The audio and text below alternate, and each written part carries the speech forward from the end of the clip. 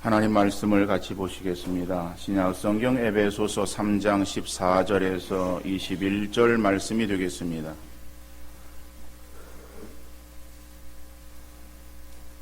신약성경 에베소서 3장 14절에서 21절 말씀,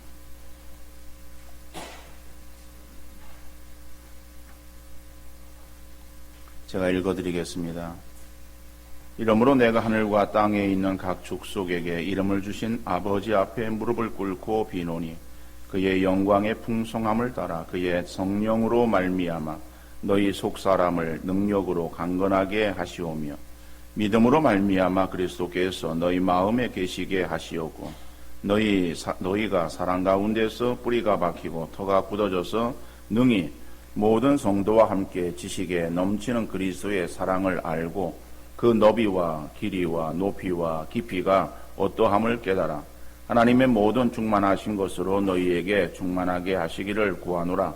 우리 가운데서 역사하시는 능력대로 우리가 구하거나 생각하는 모든 것에 더 넘치도록 능히 하실 이에게 교회 안에서와 그리스도 예수 안에서 영광이 대대로 영원 무궁하기를 원하노라. 아멘. 아멘. 무디고 펑퍼짐하며 뻔뻔하고 당당하다. 짧은 파마머리에 숨 넘어가는 웃음소리. 버스든 지하철이든 자리만 나면 엉덩이가 먼저 달려간다. 많은 사람이 있는 식당에서도 책상 다리를 하고 앉아 커다란 상추쌈을 거침없이 먹을 수 있다. 신문은 안 봐도 TV 드라마 내용은 줄줄이 꿰고 있다. 남의 눈총은 아랑곳하지 않고 남편에 대해서는 닥달을 하지만 자식 앞에서는 꼼짝을 못한다. 생각나는 사람은 아니고 생각나는 계층의 사람이 누구죠?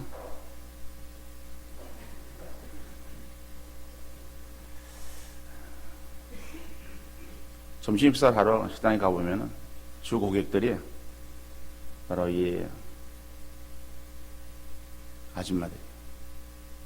근데 그들을 보고 있으면 우리나라를 지키는 것은 60만 국군 장병이 아니라 막강한 아줌마 부대라고 하는 것을 실감하게 되어집니다.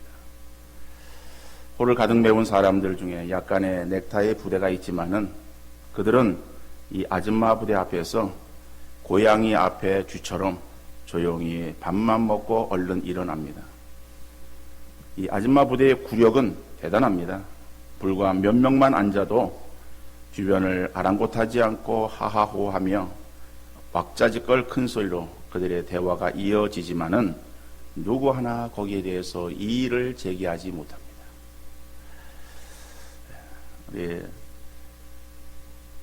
여자들만 좋은 것을 먹는 것은 아닌 것 같아요. 남자들은 그때 이제 뭘 하느냐? 열심히 일하느라고 다 직장에 있고, 여자들은 식당에서 맛있는 것을 먹고. 그런데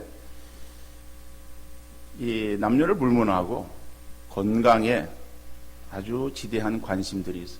그래서 여자나 남자, 그죠? 그래서 보신이 된다고 하면, 몸에 좋다고 하면은 먹을 것, 못 먹을 것 가리지 않고 그저 다 먹습니다. 몸에 좋다고 하는 음식이 방송에 나오기만 하면은 그 다음날 아침이 되어지면은 시장에 동이 나기 마련. 이것은 우리 사람들이 어디에 관심이 있는가라고 하는 것을 잘 보여주고 있는 것 같아요. 세상 사람들은 육체의 건강에 지대한 관심을 가지고 있습니다. 사람에게서 최대의 그런 관심거리가 무엇이냐라고 할 때에, 글쎄요, 다른 나라 사람들은 모르겠습니다만 우리나라 사람들은 건강이다, 이렇게 말할 수 있을 정도 아니겠습니까? 그러면은 우리 그리스도인들에게 있어서 우리들은 육체의 건강에 대해서 무관심해야 될 것인가, 관심을 갖지 말아야 될 것인가 라고 하면은 그것은 결코 아니죠. 왜냐하면 우리의 육체도 하나님께서 허락하신 것입니다. 그렇기 때문에 하나님이 우리에게 주신 육체, 우리가 잘 관리하는 것, 우리가 당연히 해야 될 일들이에요. 그러니까 그 육체의 관리를 잘 행하지 못한다고 하면은 그것도 우리가 하나님 앞에 결코 잘했다라고 칭찬받지는 못할 거예요. 그러나 물론 우리가 우리의 몸을 건강을 지켜나가는 것, 우리 마음대로 되는 것은 아닙니다만은 최대한 우리가 할 수 있는 건강을 지키는 것은 우리가 해야 될 부분입니다. 그렇지만은 우리 그리스도인들은 우리께서 육체의 관심, 어떤 육체의 건강, 그것보다 더 우선적으로 우선순위를 두고 우리가 추구해야 될 것은 바로 영적인 건강이에요. 그러니까 육신의 건강을 무시하고 육신의 건강을 그것을 하찮게 여기라 그런 말이 아니라 그것도 우리에게 필요하지만은 그러나 그것보다 더 우리가 우선적으로 먼저 생각해야 될 것은 우리의 영적인 부분이다. 그래서 오늘 본문에서 보면은 너희 속사람의 강건함이라고 하는 말씀이 나오고 있어요. 육체의 건강이 아니라 당연히 우리가 뭐 말하지 않아도 다 행하는 거예요. 그런데 우리에게서 더 중요한 것은 속사람의 강건함. 그러면은 그 속사람의 강건함은 우리가 어떻게 얻을 수 있는가? 어떻게 되어질 수 있는가? 라고 하는 것에 대해서 오늘 본문은 17절에 보니까는 첫 번째로 믿음으로 될 수 있다라고 말하고 있어요. 그러니까 우리의 영적인 건강, 속사람의 강건함은 믿음으로 되어질 수 있다. 믿음으로 말미암아 그리스도께서 너희 마음에 계시게 하시옵고, 자, 믿음으로 말미암아 그리스도 예수께서 그죠? 너희 마음에 계시게 하시옵고, 우리 마음에 예수님이 계시게 하라. 여러분, 그 예수님은 우리 마음에 어떻게 들어오십니까? 예수님이 우리 마음에 어떻게 들어오세요? 예수님 우리 마음에 들어오는 것은 다른 것이 아니라 우리가 예수님을 영접함으로 인해서 예수님이 우리 마음속에 들어오는 거예요. 예수를 믿는다라고 하는 것. 우리가 예수를 믿습니다. 예수를 믿어서 구원함을 얻습니다. 그러면은 구원함을 얻는 바로 그 사람, 예수를 믿는 거죠. 예수를 믿는다라고 하는 것이 무슨 말인가 하면은 예수님을 영접하는 거예요. 영접한다라고 하는 건 내 마음속에 모셔드리는 것을 말하는 거예요. 근데 오늘 본문은 그 주님께서, 그리스도께서 너희 마음에 계시게 하시오고 그랬어요. 그러면은 우리 마음에 계시는 주님, 내가 예수를 믿음으로 인해서 예수님이 내 마음속에 계신다라고 한다면은 그러면 그 주님이 변덕장이라서 기분이 좋으면은 내 마음에 계시다가 기분이 조금 안 좋으시면은 또 내 마음에서 나가셨다가 그래서 뭐 들어왔다가 나가셨다라고 하시는 그런 분이신가? 그래서 그 주님을 우리 마음속에 늘 계시게 그렇게 주님을 달래야 되는가?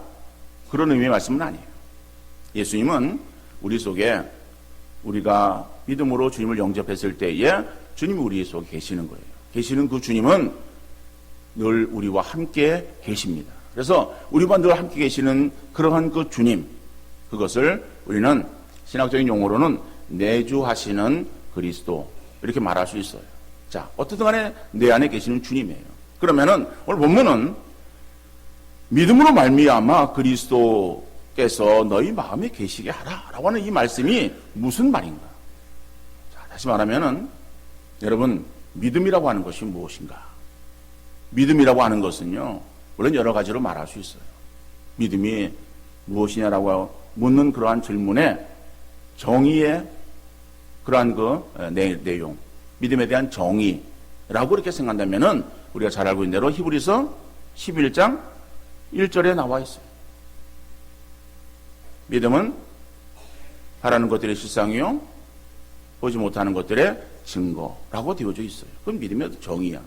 그런데 그 믿음을 물론 정의의 그러한 측면에서는 말할 수 있지만은 또 다른 측면에서 말할 수 있어요. 여러 가지 말로 표현할 수 있지만은 그 중에 하나가 무엇인가 하면은 믿음이라고 하는 것이 무엇이냐? 믿음은 중심축을 옮기는 것이다라고 합니다. 중심축을 옮기는 거예요. 그러면은 그 중심축을 어떻게 옮기는가 하면은 그 중심축이 내 나에서 그 다음에 예수님으로 중심축이 옮겨지는 것. 이것이 믿음이다라고 말할 수 있는 거예요. 여러분, 그 전도지를 보면은 뭐 여러 종류의 전도지가 있습니다만은 그 중에 사형리 책자가 있습니다. 전도지에 사형리 책자에 보면은 그 뒤쪽에 우리가 예수 믿는 것을 어떻게 표현하는가 하면 그림으로 표현하고 있어요. 그 그림에 보면은 하나의 원이 있습니다. 그 원은 우리의 마음을 표시하고 있는 거예요. 그 우리의 이 원의 가운데에 의자가 하나 있어요. 그 의자가 있는데 그 의자에 누가 위에 의자에 앉아 있는가 하면은 나 자신이 그 의자 위에 앉아 있어요. 바로 이 그림은 어떠한 상태의 우리의 마음을 나타내는가 하면은 예수 믿기 이전에 우리의 마음의 상태를 나타내는 거예요. 그러면은 예수를 믿는다라고 하는 것은 어떠한 그림인가라고 하면은 역시 동일하게 원이 있습니다. 거기에 의자가 있습니다. 그런데 그 의자에 위에 예수님이 앉아 계시는 거예요. 그리고 나는 그 예수님의 발 밑에 거기에 내려와 있는 거예요. 이러한 그림의 상태가 이것이 예수를 믿은 이후에 우리의 모습을 나타내고 있는 그림이에요. 다시 말하면 우리가 예수를 믿는다라고 하는 것은 단순하게 예수님을 내가 나의 구세주로 영접하는 것, 내 마음에 받아들이는 것, 그것만을 의미하는 것이 아니라 받아들인 그 예수님은 만왕의 왕이세요. 만주의 주가 되십니다. 그 만왕의 왕이신 예수 그리스도께서 내 마음 가운데에 들어오셔서 내 인생의 주관자가 되신다라고 하는 그 고백과 함께 나의 그 주권을 이제는 내가 주장하던 그러한 그 상태에서 이제는 예수님께로 그것을 이양해 드리는 거예요. 그래서 예수님이 내 마음속에 들어와 계신다고 한다면은 이제는 예수님이 내 심령의 주인 되셔서 나를 주인의 뜻대로 인도하옵소서. 내가 그 주님께 순종하겠나이다 라고 고백하는 것, 바로 그러한 삶을 살아가는 것, 이것이 믿음이다. 그래서 믿음이라고 하는 것이 무엇이냐? 믿음은 중심이 이동되어지는 거예요. 내가 중심이 되었고 내가 주인이 되었던 바로 그러한 그 삶의 중심에서 이제는 예수 그리스도에게로 중심축이 옮겨지는 것, 이것을 가리켜서 믿음이라고 말할 수 있습니다. 바로 그러한 삶을 살아갈 때에 우리의 삶은 복된 삶이 되어질 줄로 믿습니다. 여러분, 우리가 지난 어저께까지 다니엘 기도회를 했어요. 다니엘 기도회 때 이게 간증한 사람들, 목사님도 있었고 선교사님도 계셨고 거기에는 무슨 예술가도 있었고 또 여러 종류의 그런 사람들이 있었지 않았습니까? 연예인까지.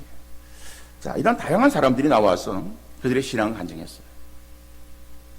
하나님을 만난 사연들을 증거했습니다. 근데 그들의 삶에 공통점이 있어요. 다 한결같이 예수를 믿고 신앙생활을 하기는 했지만은 여전히 변하지 않았던 것은 자기 인생의 주인이 바로 자기 자신이었던 거예요. 여러분, 그래서 자기 마음대로 자기 주관대로 무엇을 어떻게 해보려고 애를 썼지만은 연속되어진 실패의 삶이었지 않습니까? 그럼 그러다가 예수님 만나요. 하나님 만나지만은 그러나 하나님 만났다고 해가지고 그 인생이 다 변한 것은 아니었어요. 여전히 삶의 문제가 남아 있었습니다. 삶의 환경이 변화되지 않았습니다. 그 기간이 길기도 했었고 어떤 사람은 짧기도 했어요. 자, 왜 하나님 만났지만은 하나님은 그들의 삶에 즉각적인 변화를 주지 않으셨나? 여러분, 그것은 자기 앞길의 고난과 풀리지 않는 어려움의 시름을 통하여 하나님은 자기 자신을 내려놓기를 원하셨던 거죠. 그래서 자기 자신을 내려놓는 바로 그것을 위해서 하나님은 그 고난의 연단을 계속 시행하셨던 거예요. 결국 그 하나님 앞에 자기가 무릎을 꿇고 그리고 자기 자신을 다 내려놓고 주님을 높여 드렸을 때에, 그럴 때에 그의 인생에 주님의 놀라운 은혜가 그들에게 임했던 것을 그들은 간증했어요. 그래서 저는 그런 간증이 우리에게 참 필요하다라고 하는 것을 새삼 느꼈습니다. 왜냐하면 그들의 간증한 그러한 이 간증의 내용들, 여러분 사람들은 다 달라요. 그리고 그들의 처한 어떠한 삶의 그러한 자리도 다 달랐어요. 그렇지만은 그들이 거기 와서 간증한 그러한 간증의 내용들을 보면은요, 다 통일성이 있어. 그럼 그것을 이렇게 간증해 달라고 요구했기 때문에 그 요구에 의해서 그들이 따라서 간증을 한 것입니까? 그건 아니에요. 다시 말하면은 여러분, 그들의 삶에 있어서 다 처한 환경들이 달랐지만은, 그러나 하나님의 그러한 그 역사하심을 그들이 체험하고 고백한 그러한 그 내용들은 다 한결 같았다라고 하는 거죠. 그 내용은 성경에서 우리에게 말씀하고 있는 그러한 그 내용을 그들의 삶을 통해서 증거한 거예요. 저는 여러분들에게 성경을 통해서 하나님 말씀을 전하는 거예요. 그런데 그 하나님의 그러한 그 역사하심을 그들은 그들의 삶을 통해서 간증으로 이야기를 한 거예요. 그러니까 다양한 그런 그 체험들이 증거되어질 때에 그래서 그런 것을 통해서 결국에는 하나님의 그런 역사하심, 그리고 하나님의 우리의 삶에 있어서의 주권자가 되신다라고 하는 그러한 그 고백을 행하고 또 그러한 그 삶을 그들이 살아가는 것을 간증을 통해서 증거되어지는 그러한 그 내용들이 우리에게 있어서 매우 유익되어지는구나 라고 하는 것을 새삼 느꼈습니다. 여러분, 그런데 중요한 것은요, 그들은, 그 간증자들은 어리석은 사람들이에요. 미련한 사람들이에요. 그 간증을 듣고 있는 우리들은 어떤 면에서 보면은 지혜로운 사람이라고 말할 수 있어요. 여러분, 왜 그들이 미련하고 왜 그들이 어리석다라고 제가 표현을 했는가 하면은, 그들은 하나님께로부터요, 우리가 쓰는 그런 표현대로 실컷 얻어맞고 그리고 돌이킨 사람들. 여러분, 얻어맞고 깨닫는 것이 지혜롭습니까? 안 맞고 깨닫는 것이 지혜롭습니까? 사연도 어때요? 한데 얻어맞아야 매운맛을 느낍니까? 그런 사람은요, 정말 참 이 미련한 사람이야. 그죠? 아니, 꼭 먹어봐야 맛을 알아요. 여러분, 하나님 말씀은 우리에게 있어서 그것을 말씀하고 있어요. 오늘 본문이 17절에 그것을 말씀하고 있는 거예요. 믿음으로 말미암아 그리스도께서 너희 마음에 계시게 하시오. 그죠? 예수 그리스도께서 나의 인생의 주인 되심을 우리가 고백하며, 그래서 정말 나에게 있어서는 주님이 나의 왕이십니다 라고 하는 그러한 그 고백과 함께 나의 모든 것들을 다 그 앞에 내려놓는 것을 말하는 거예요. 내 주장, 내 뜻, 내 의지가 아니라 내 그 모든 것을 꺾고 내 뜻이 아니라 주의 뜻대로 나를 인도해 주옵소서. 전적으로 우리가 헌신하고 순종하는 삶을 살아가는 그 삶 속에 주님께서 우리의 삶을 지배하시고 인도하시면요, 그 삶은 더욱더 풍성한 삶으로 나가게 되어질 줄로 믿습니다. 우리가 영적으로 성숙한 그러한 삶을 살아가는 자, 바로 예수 그리스도께서 나의 인생의 주인 되시도록 주님을 높여드리는 거예요. 그러면은 주님과 나는 어떤 관계라고요? 반비례의 관계예요. 내가 낮아져야 주님이 높아지시는 거예요. 내가 높아지려고 그러면요, 결코 주님은 높아지지 않습니다. 주님은 낮아지는 거예요. 우리가 믿음으로 더욱더 주님을 높이고 주님이 내 인생의 주인 되심을 날마다 고백하는 믿음의 성도들 되어질 수 있기를 간절히 바랍니다. 두 번째로는요, 사랑으로 되어주셨어요. 우리의 영적인 성숙함은 사랑으로 되어질 수 있다. 오늘 17절에 계속 되어지는 말씀이죠. 너희가 사랑 가운데서 뿌리가 박히고 토가 굳어지고 지식에 넘치는 그리스도의 사랑을 알기를 힘쓰다는 거죠. 그래서 그 사랑이 그 깊이와 높이, 넓이와 그 다음에 너비와, 그죠? 여러분, 그 풍성한 하나님의 사랑, 자, 그걸 알기를 원한다라고 하는 거예요. 그 사랑을 정말 알고 그 사랑이 우리 가운데에 임하게 되어질 때에 우리의 그러한 이 속사람은 더욱더 강건해진다라고 하는 거예요. 여러분, 우리의 인생에 하나님께서 우리를 만드셨을 때에 아담에게 있어서 범죄 이전의 아담을 보면은요, 그 아담은 하나님의 그 사랑 가운데 거했어요. 여러분, 에덴 동산을 생각하면요, 그 에덴이 달리 에덴이 아니에요. 거기에는 하나님과 함께 계셨고 그 하나님의 풍성한 사랑을 이 아담은 그 안에서 다 누렸어요. 그래서 그곳은 낙원이라고 말할 수 있었던 거예요. 그런데 우리 범죄함으로 인해서 하는 관계가 깨어졌잖아요. 깨어진 것은 하나님의 사랑에서 우리가 이제는 떨어져 나간 것을 말하는 거예요. 하나님의 사랑에 떨어져 나간 우리들, 범죄한 우리 인생들은 그 다음에 사랑을 구하는 거예요. 왜? 하나님의 사랑이 떠나 있는 우리들에게 있어서는요, 사랑의 결핍증을 느끼게 되었어요. 그래서 그 사랑을 구하는 거예요. 그 빈 마음, 허전한 마음, 거기에다가 그것을 채우기 위해서 세상에 여러 가지 것들을 거기다가 집어넣어 보아요. 다른 사람의 사랑들을 구해서 거기다가 넣어 보아요. 넣어 보지만은 그 채워집니까? 채워지지 않는 거예요. 그것을 채울 수 있는 것은 무엇이에요? 하나님의 사랑이에요. 그 하나님의 사랑은 어떠합니까? 그거는 풍성한 거예요. 그 풍성한 하나님의 사랑을 체험하지 아니하고서는 그 사랑을 결코 알 수 없는 거예요. 그 하나님의 사랑에 대해서 찬송가 304장에서는 어떻게 찬송하고 있습니까? 그 하나님의 사랑, 그죠? 그것은 말로 다 형용할 수 없어요. 하늘을 두루마리 삼고 바다를 먹물 삼았어. 그 하나님의 사랑을 기록한다 할지라도 다 기록할 수 없는 것이 하나님의 사랑이다라고 합니다. 여러분, 그 큰 하나님의 사랑, 이것이 우리에게 있을 때에 우리는 풍성함을 누리지만은 그것이 우리에게 가운데에 임하지 않을 때에 우리는 허전함을 느낄 수밖에 없는 거예요. 늘 부족을 느낄 수밖에 없는 거예요. 여러분, 어린아이가, 갓난아이가 구하는 것은 무엇입니까? 부모의 사랑이야. 그 부모의 그러한 그 풍성한 사랑. 그래서 부모의 사랑이 그에게 함께하지 않는다라고 하는 것을 알게 되어지면 그런 불안에 떠는 거예요. 그 불안하다라고 하는 것의 표현이 무엇입니까? 우는 거잖아요. 그 어린아이는 엄마가 보이지 않으면 우는 거예요. 불안해요. 근데 그 불안해서 울고 있는 아이에게 있어서 무엇으로 그 마음을 달랠 수 있어요? 먹을 것을, 장난감을, 다른 사람이 와가지고 얼르는 그러한 그 소리에 전혀 반응하지 않습니다. 잠깐 아이가 호기심을 가지고 볼 수 있어.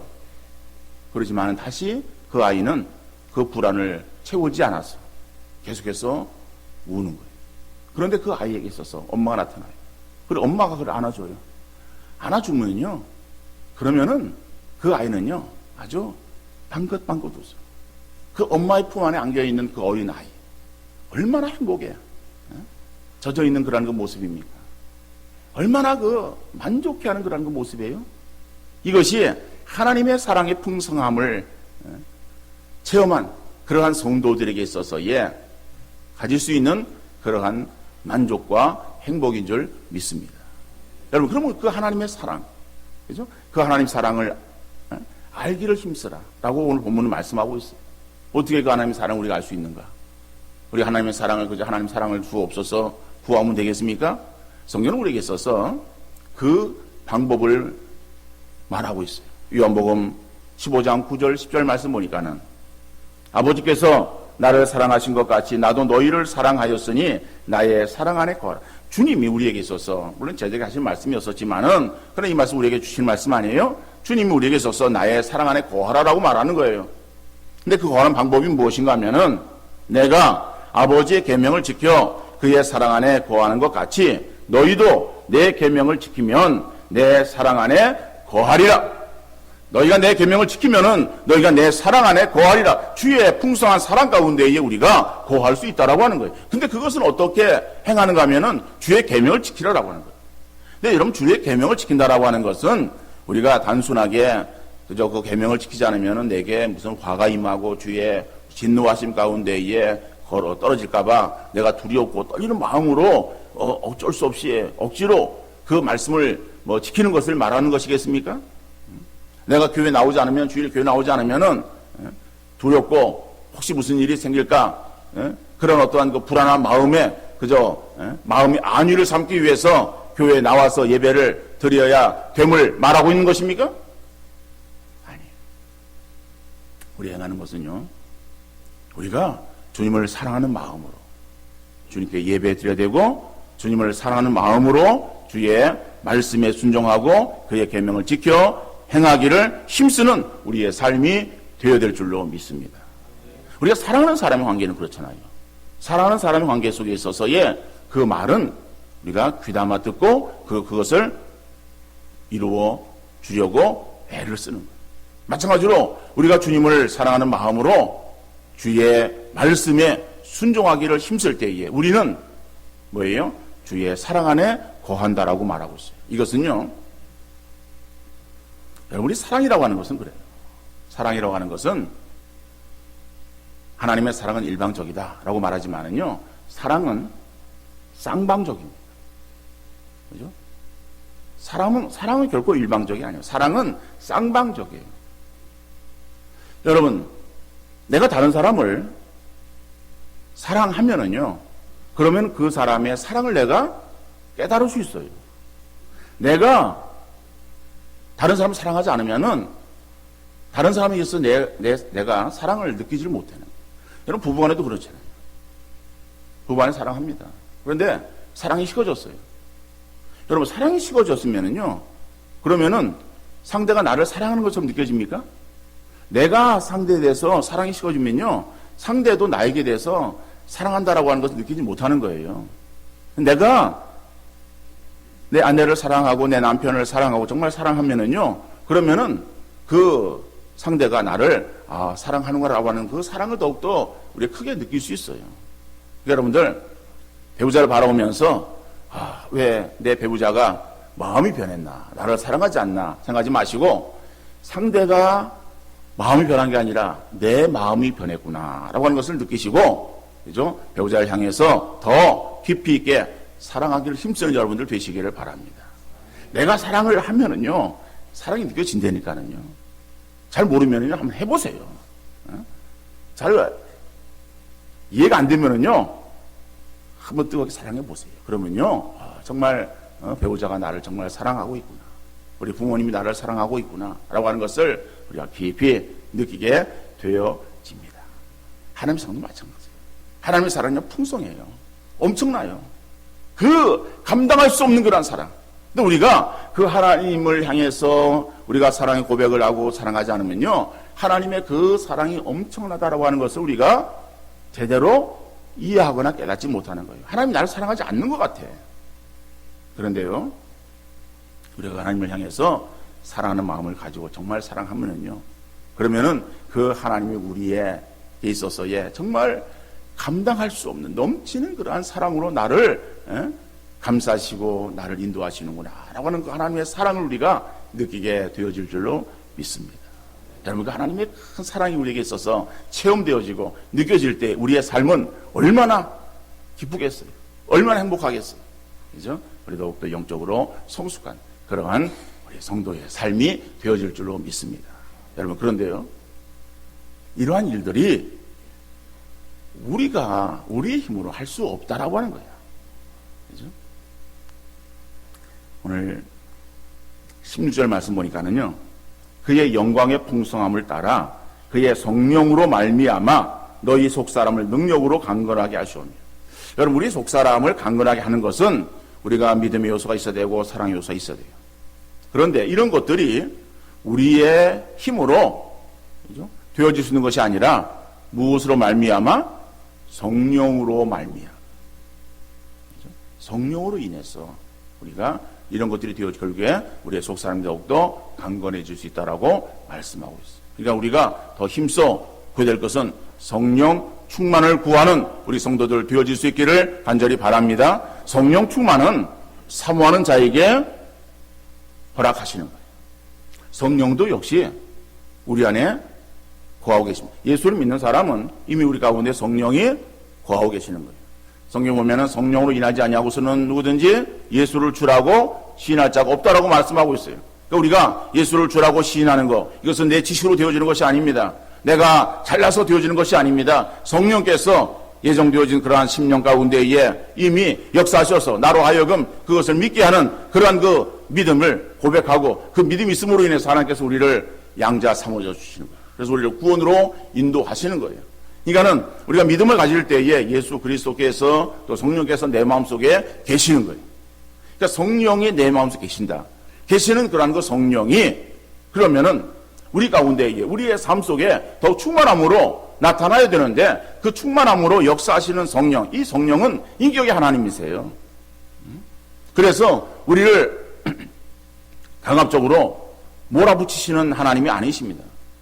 우리가 구원함을 얻는 거, 중생할 때는 이것은 우리가 한구할 수 없는 하나님의 은혜다. 그죠? 예정하신 자들을 부르시고자 하실 때는요, 우리가 거기에 한구할 수 없어요. 그러면은 택정함을 입은 그러한 대로 다 구원의 자리에 들어오게 되어지는 어떤 방법을 통해든지 다 주께로 돌아오는 거예요. 돌아오는데 그래서 구원함을 얻어, 그러니까는 중생함을 얻은 그러한 성도들이 이제는 거룩해져가는 성화의 그러한 단계에 있어서는요, 이것은 하나님의 그런 어떠한 그 강력한 어떠한 힘에 의해서 우리가 하려고 하지 않아도 하나님의 인도하심 속에서 되어지는 것이 아니다라고 하는 거예요. 그 거룩해져가는 것은 성령의 역사가 우리가 있어야 되고 그 가운데에 우리 사람의 의지도 필요하다라고 합니다. 여러분, 성령은요 우리 속에 계시지만은 그러나 그분은 인격이에요. 인격적인 하나님이세요. 그렇기 때문에 우리가 결코 우리 자신을 깨뜨리지 아니하고 우리의 더러움을 주께 고백하면서 그 더러움을 정결함으로 바꾸지 아니하고서는 성령이 거기에서 강하게 역사하지 아니하시는 거예요. 여러분, 그렇기 때문에 우리가 더욱더 성령을 사모하면서 우리의 죄를 고백하고 그리고 정결한 그런 그 심령을 가지면서 성령을 더욱더 이제 구할 때에 그럴 때 하나님께서 우리에게 은혜를 베풀어 주시면 성령이 우리의 심령 가운데 점점 우리를 더 충만함으로 지배하시고 다스리시고 인도해 나가실 줄 믿습니다. 바로 그 성령 충만이에요. 뭐 성령을 우리가 받으라 그럴 때 뭐 성령이 밖에서 우리에게 들어오는 것이 아니라 우리 속에 계시는 성령께서 나를 지배하시는 것을 말하는 거예요. 그래서 그 지배하심 가운데 온전히 거하는 그러한 그 삶이 성령 충만이에요. 그러한 성령 충만의 삶을 살아갈 때에 우리의 더욱 속사람이 강건해지고 우리도 영적으로 풍성한 삶을 살게 되어질 줄로 믿습니다. 여러분, 우리가 성도로서 승리하는 것은 다른 것이 아니에요. 우리가 다른 외적인 것을 아무리 많이 소유하고 그것을 행한다 해서 우리가 영적으로 강건한 삶을 사는 것이 아니라 바로 이런 내적인 그러한 이 풍성함이 우리 가운데 거하게 되어질 때에 우리는 정말 주님의 사람으로서 하나님의 자녀로서의 승리하는 삶을 살게 되어질 줄로 믿습니다. 이러한 풍성함이 우리 모두에게 함께 하시기를 주님 이름으로 축원합니다.